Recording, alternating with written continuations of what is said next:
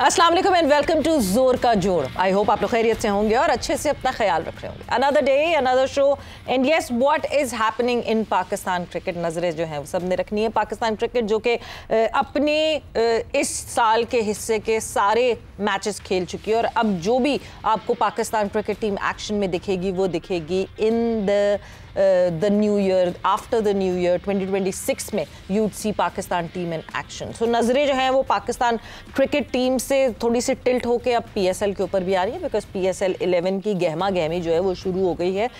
Team सामने आ रही हैं, फ्रेंचाइजीज किस किस ने री साइन कर लिया है वो सब कुछ सामने आ गया, मगर दो टीम्स जो कि नई अनाउंस होनी है उनकी अनाउंसमेंट बाकी है।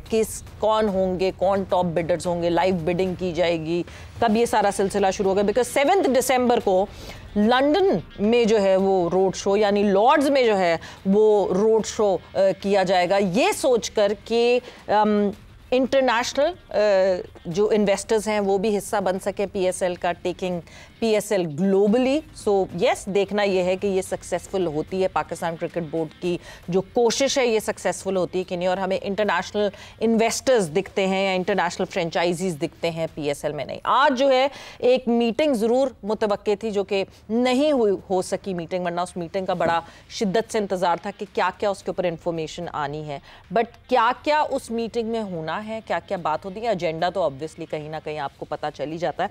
सो उसके हवाले से हमारी डिस्कशन होगी, साथ ही साथ पाकिस्तान क्रिकेट कैसा रहा रवा साल और किस तरह हम एक्सपेक्ट कर रहे हैं कि आने वाला साल रहेगा, उसके हवाले से भी डिस्कशन होगी। हमारे साथ सबसे पहले जो है वो मौजूद हैं और हम डिस्कस करेंगे। तो सबसे पहले हमारे साथ मौजूद हैं क्रिकेट एनालिस्ट मोहम्मद मोहसिन साहब। अस्सलाम वालेकुम मोहसिन साहब and welcome to the show. Thank you very much जी। साथ ही साथ हमारे साथ मौजूद हैं समा के कोरेस्पोंडेंट कादिर ख्वाजा। अस्सलाम वालेकुम Qadir and welcome to the show. वालेकुम अस्सलाम, बहुत शुक्रिया। सो कादिर, सबसे पहले तो ऑब्वियसली मेरा तो सबसे पहले ज़हनी ये था कि आपसे पूछूंगी क्या हो रहा है PSL की मीटिंग में, मगर वो मीटिंग ही नहीं अभी तक तय पा चुकी या बैठ सकी साथ। व्हाट आर वी एक्सपेक्टिंग, इस मीटिंग से हम क्या क्या एक्सपेक्ट कर रहे हैं कि क्या आउटकम निकलने वाला है? अच्छा, जिस तरह आपको इंतज़ार था मुझे भी सुबह से इंतज़ार था कि आज बड़ा अहम दिन था PSL 11 के हवाले से, और पाकिस्तान सुपर लीग की तमाम फ्रेंचाइजीज़ को दावतनामा भी भेजा गया था और फिज़िकल भी लोगों ने आना था यहाँ पर, फ्रेंचाइज वालों ने। और उसका जो एजेंडा था उसमें मैचेस थे और उसके बाद शेड्यूल था और उसके बाद कॉस्टिंग के हवाले से था। तो सारा अरेंजमेंट होना था और सारी चीज़ें आज तय होनी थी। तो फ्रेंचाइज वालों को बताया गया कि पोस्टपोन कर दी गई है, अभी न्यू डेट नहीं आई उसकी। और दूसरी जो मीटिंग है वो मुझे जो खबर मिली है, जो हमें ज़राए बताते हैं, वो बड़ी अहम मीटिंग होने वाली है 10 तारीख को। और उसमें जो है वो आपके ड्राफ्टिंग या ऑक्शन, इस पर फैसला होगा कि ड्राफ्टिंग या auction, that is very important. हाँ, ये इन दोनों चीज़ों में से कुछ डिसाइड होगा कि ड्राफ्ट की तरफ जाएंगे या ऑक्शन की तरफ जाएंगे। तो मोस्ट प्रोबेबली मुझे लगता है कि इस मरतबा हम PSL 11 चूँकि नया सीज़न है और 10 साल मुकम्मल हो चुके हैं, अगले 10 साल अब बड़े इंपॉर्टेंट है पाकिस्तान सुपर लीग के लिए। तो उसके लिए अब ऑक्शन ही बेहतर है कि ऑक्शन की तरफ हमें जाना चाहिए, और हो भी सकता है कि ऑक्शन जो है वो करवाई जाए PSL 11 तो फ्रेंचाइजी से पूछें कि ऑक्शन करवाई जाए, बिकॉज ऑक्शन तो मोहसिन साहब एक ऐसा है कि जितना पैसा डालें, आप पैसा डालना चाहें, क्या आप उतना रिटर्न गेज कर सकेंगे पाकिस्तान की मार्केट से ऑल टुगेदर कि नहीं, ये सवाल बनता है। देखिए, सवाल ये मुझे नहीं लग रहा कि आप इससे ज़्यादा, क्योंकि जब आपने पहला सीज़न से लेके ऑनवर्ड होता है तो ये है कि ये कॉर्पोरेट सेक्टर है और इसमें आप पैसा हर साल, आपकी अर्निंग भी बढ़नी चाहिए और आपका ब्रांड बड़ा होना चाहिए, इसका नाम बड़ा होना चाहिए। तो हम अगर शुरू में देखते हैं तो हम दिन ब दिन जो PSL का ब्रांड है वो नीचे गया, ऊपर नहीं गया। होना जो प्लेयर्स आपके शुरू में आए हैं, मतलब क्रिस गेल, प्रॉफिट जिस तरह के क्लेम कर रहा है पाकिस्तान क्रिकेट बोर्ड, एंड जिस तरह के जैसे जो मेन टाइटल स्पॉन्सर हैं, अगर उनकी ही स्पॉन्सरशिप की परसेंटेज 505% बताई थी सलमान नसीर साहब ने, तो वो तो बढ़ रही है। ये कह रही है ना बात, सर ने कहा है अगर पाकिस्तान सुपर लीग की जो है वो उसकी अहमियत, उसकी मकबूलियत में इजाफा ना होता तो अगले 10 साल के लिए फ्रेंचाइजीज भी कंटिन्यू ना करती, बिल्कुल, और अगले 10 साल के लिए वो स्पॉन्सर भी कंटिन्यू ना करता। इट मींस कि उसका कुछ ना कुछ ग्राफ ऊपर तो गया है। 2 साल के लिए किया है, जो मेन स्पॉन्सर है जो भी है, लेकिन एक कॉस्ट तो है ना, उसने एक अपना सारा एक्सपेंस करना है, सारा कुछ करना है। तो इन्वेस्ट करने का मकसद ये होता है कि उसको आउटकम आए। कोई भी कंपनी ये नहीं चाहेगी कि उसका नुकसान हो। तो इसलिए फायदे में पाकिस्तान सुपर लीग ऑब्वियसली है। और ये आप देखें कि मकबूलियत का अंदाजा इधर से लगाएं कि यूएसए, यूरोप और ऑस्ट्रेलिया, इंग्लैंड, यहाँ से इन्वेस्टर्स जो हैं वो नई टीमों की तलाश में है। और इंग्लैंड से भी खास तौर पर जो यानी ये जो लॉर्ड्स रोड शो जो 7 दिसंबर को हो रहा है, ये इन्वेस्टर दिख गया है और उसके बाद इसको कर रहे हैं, या ये करेंगे तो इन्वेस्टर दिखेंगे? और नहीं, उसमें जो पाकिस्तान सुपर लीग की जो प्रेस रिलीज आई है उसमें भी ये है कि उधर से लोग इंटरेस्टेड हैं और हाँ, उधर से कमर्शियल पार्टनर्स भी आ रहे हैं। तो उस वजह से करनी भी चाहिए। मैं समझता हूँ कि पाकिस्तान को अमेरिका भी जाना चाहिए पीएसएल की ट्रॉफी लेकर, लाहौर कलंदर्स को लेकर, जो भी डिफेंडिंग चैंपियन हो, जो भी लास्ट जो सीजन का चैंपियन हो, उसको लेकर आप जाएं, उसकी प्रमोशन करें।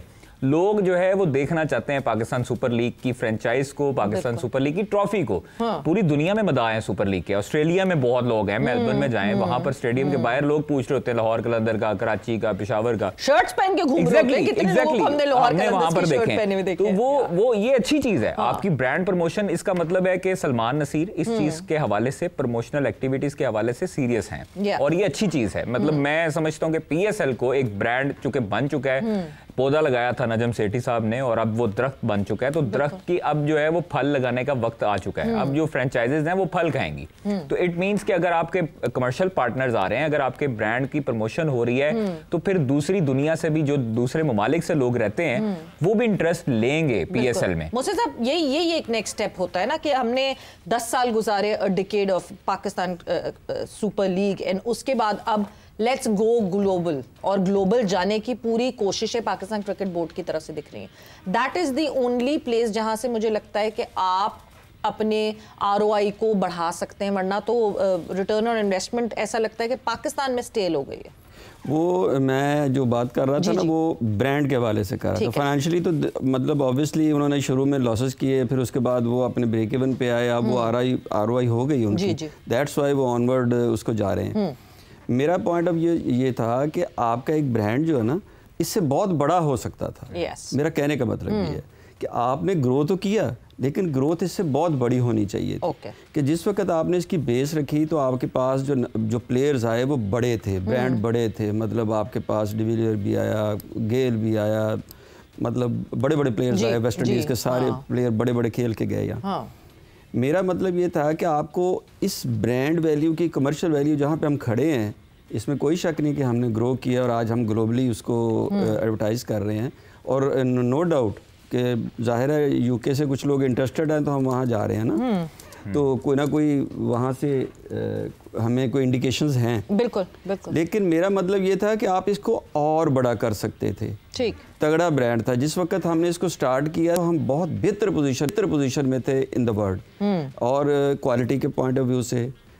अब हम जो मेरा खदशा है वो ये है कि जिस तरह हम इसको सेलिब्रेट कर रहे हैं, या जिस तरह हम इसको वेलकम कर रहे हैं कमज़ोर प्लेयर्स को भी, तो वो मैं ये समझता हूँ वो एक एरिया ऑफ कंसर्न है, जो कि इसको आप कॉर्पोरेट तौर पे देखें, इसको एक ब्रांड की तरह ही देखें, क्रिकेट की तरह ना देखें। क्रिकेट उसका एक एस्पेक्ट है, लेकिन बिजनेस उसका पहला है। क्योंकि जिस बंदे ने इतने फंड्स लगाने हैं, जो आपके फ्रेंचाइजी आने हैं, उनका गेन जितना बेहतर होगा उतना इंटरेस्ट आपका बढ़ेगा। जाहिर सी बात है। और ब्रांड को कहाँ आपने पोजीशन किया है, वो बहुत जरूरी है, और वो देखना बहुत जरूरी है कि आपकी पोजीशनिंग अगर आप यहाँ थी तो आप यहाँ हैं, आपको ऊपर जाना चाहिए था। दूसरा ये है कि जो कंसर्न, जिस तरह हम दूसरे इन्वेस्टर्स हैं, तो आज जिस तरह मतलब मैं ये समझता हूँ कि जो फ्रेंचाइजी जिनके कंसर्न्स थे, जैसे मुल्तान सुल्तान था, तो उनको एड्रेस कर लेना चाहिए था, बैठना चाहिए था।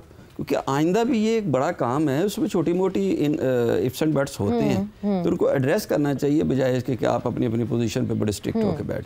कादर, आपने बहुत क्लोजली उसको फॉलो किया, जो सारा मुल्तान सुल्तान का सिनेरियो चल रहा था। What went wrong? कहाँ सलमान नसीर की गलती थी, कहाँ अली तरीन की गलती थी, क्या चीज़ गलत हुई इस पूरे सिनेरियो? मैंने कोई ऐसा जुमला नहीं देखा ऑनेस्टली। हम लोग PSL में थे उस दौरान भी अली तरीन जो है वो बयानात दे रहे थे, वीडियो पे बयानात दे रहे थे। जब देखें आप एक तरफ से अपनी तरफ से इल्ज़ामात लगाते रहते हैं। सलमान नसीर साहब जो हैं वो अपना काम कर रहे थे। मैंने 5 फ्रेंचाइजेस 6 फ्रेंचाइजेस को हमने देखा और क्लोजली हम लोग जानते हैं, सब बहुत अच्छे तरीके से दोस्त हैं। 5 के 5 लोगों से पूछा कि भाई वजह बताओ, आप लोगों को मसला क्यों नहीं है, उधर क्यों मसला है?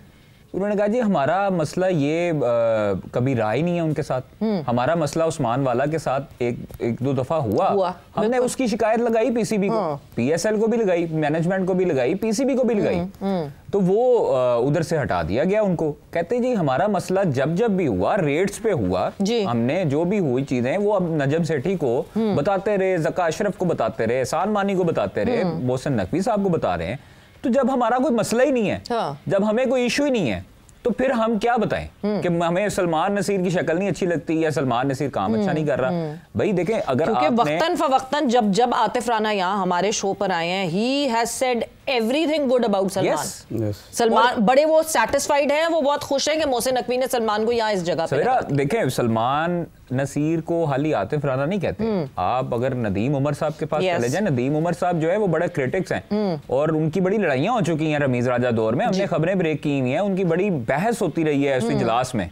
रमीज राजा दौर में नदीम उमर साहब को सब लोग समझते हैं कि काम है और ये वो बड़ा फटा करते हैं, बड़ा फटा करते हैं और बोलते हैं उसूल पे। बिल्कुल। हाँ, अली नकवी साहब है, बाकी जवेद अफरीदी है, कोई किसी को इशू नहीं है। सिर्फ एक बंदे को इशू क्यों होता है, वो इस वजह से होता है कि कोई पाकिस्तान सुपर लीग खराब काम नहीं कर रही, कोई सलमान नसीर साहब खराब काम नहीं कर रहे। एक बंदे को इशू हुआ है, वो हुआ है सिर्फ उनको अपनी नुकसान देखकर। जो उन्होंने गलती की थी पाकिस्तान सुपर लीग की फ्रेंचाइज जब खरीद रहे थे, उस टाइम उन्होंने बहुत महंगी वो फ्रेंचाइज खरीदी। So maybe he is the highest contributor, इस वजह से उनको ज्यादा मसला हो रहा है। मोहसिन साहब देखिए ना, एक तो बाद में आए, आरओआई भी लेट होनी थी, महंगी खरीद ली, तो जो फाइनेंशियल्स दूसरों के हैं वो अपनी तो रिकवरीज कर चुके थे, तो इनकी रिकवरीज लेट थी। और दूसरा जब वो ये फाइनेंशियल उनके देखेंगे तो वो फिर फर्क तो आएगा। तो आपने उतनी देर में तो आपके आरओआई नहीं हो सकती, स्पेशली जब आप बहुत महंगी खरीद रहे हैं। दूसरी उनके लॉसेस शायद, मतलब मैं तो नहीं जानता, लेकिन जितना हमें फाइनेंस का समझ है कि उन पे बर्डन भी बड़ा था टीम पे, कि जितने ऑफिशियल्स उन्होंने रखे हुए थे, जितना एक पूरा उनका मतलब सपोर्ट स्टाफ था, 40 या 45 लोग थे। तो आप इतने बड़े स्टाफ के साथ, तो मेरा नहीं ख्याल कि आप अपने फाइनेंशियल्स को ठीक कर सकते हैं, जबकि उनकी जरूरत भी नहीं है।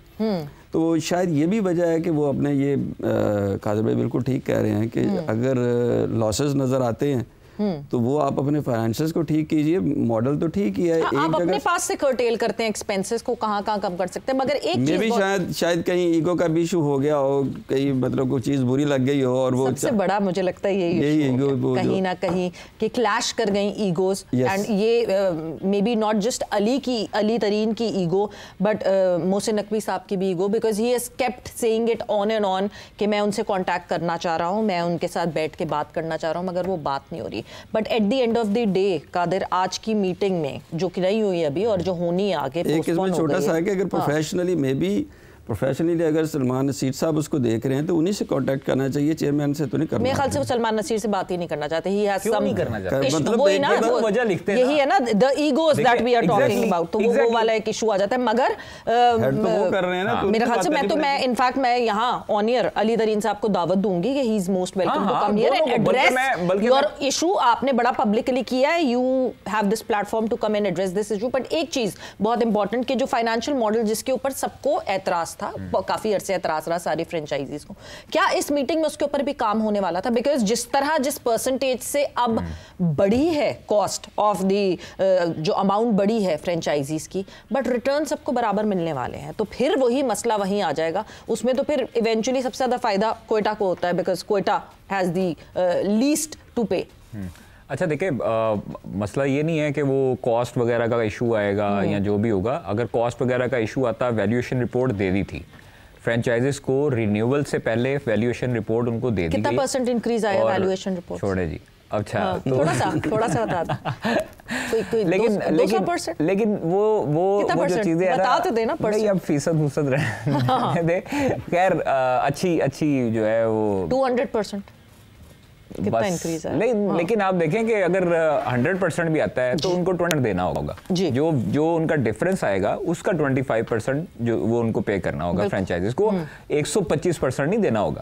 मतलब लोगों को ये लग रहा है कि एग्जैक्टली 100% है, उसका जो डिफरेंस आएगा उसका 25% है। दूसरी चीज है कि जो वैल्यूएशन है वो उनको जमा करवा दी, लोगों ने रिन्यूअल दे दी। हाँ, इस पे भी कॉस्ट वगैरह पे बातचीत होगी, डॉलर रेट चेंज हुआ, आपको पता है पुराना जो था वो आई थिंक 107 रुपए पे फिक्स हुआ था, लॉक हुआ था। तो उस पे भी चेंज होगा। और दूसरा जो हम आप भी अभी रिक्वेस्ट की अली तरीन साहब से, मैं भी कोशिश करूंगा सलमान नसीर साहब इस प्रोग्राम के तवज्जुद से आए, लोगों को मतलब क्लैरिटी होनी चाहिए ना, पता होना चाहिए ना आपको। मैं समझता हूँ कि सलमान साहब बेहतरीन अंदाज से इसको एलैबोरेट कर सकते हैं और बता सकते हैं इन चीजों को सारों को। और जो भी चीजें हों, देखिए वन साइड अभी तक लोग जो है वो अली तरीन की वन साइड खबर देख रहे हैं, सुन रहे हैं।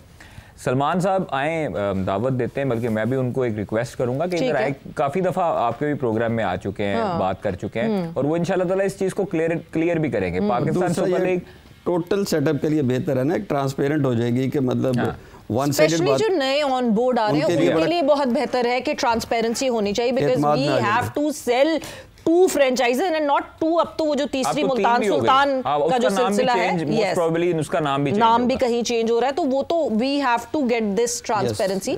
But at the end of the day, क्योंकि वक्त का मुकाबला सख्त है, आखिरी $1 मिलियन क्वेश्चन, क्या विंडो वही रहेगी आईपीएल की, या हम खबरें सुन रहे थे कि शायद थोड़ा सा पीछे करके, बिकॉज बीपीएल का भी एक क्लैश आ रहा था, तो क्या आईपीएल के पैरेलली ही पीएसएल होगा या उससे पिछली वाली विंडो पे होगा? देखिए अभी तक तो यही है, अप्रैल मई, ठीक है, अभी तक यही लॉक हुआ है कि अप्रैल एंड और मई के मिड में आपके पीएसएल होगी।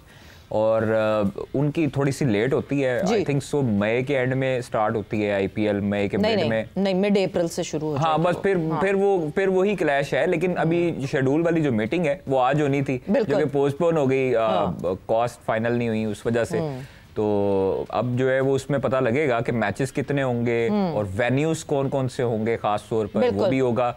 एक वेन्यू फैसलाबाद, ऐड भी तो होने ना, बिल्कुल। हाँ, फैसलाबाद का लगाएंगे, उसके वो भी होगा। पेशावर का चल रही है बातचीत। तो यस, इंतजार है, वेन्यूज का इंतजार है, 2 फ्रेंचाइज का, कौन सी होंगी, कौन फ्रेंचाइजीज होंगे, क्या नाम होगा। So there is a lot right now जो कि पीएसएल 11, क्योंकि अब जब से पाकिस्तान क्रिकेट को हॉल्ट लगा है फॉर दिस ईयर, तब जो है सारी आपकी नजरें वहां पहुंच गई। But thanks a lot for being here, आप लोगों का बहुत बहुत शुक्रिया। And this is all from the PSL 11's information, and we will keep feeding you with the information, but with that जोर का जोड़ का वक्त खत्म हो गया।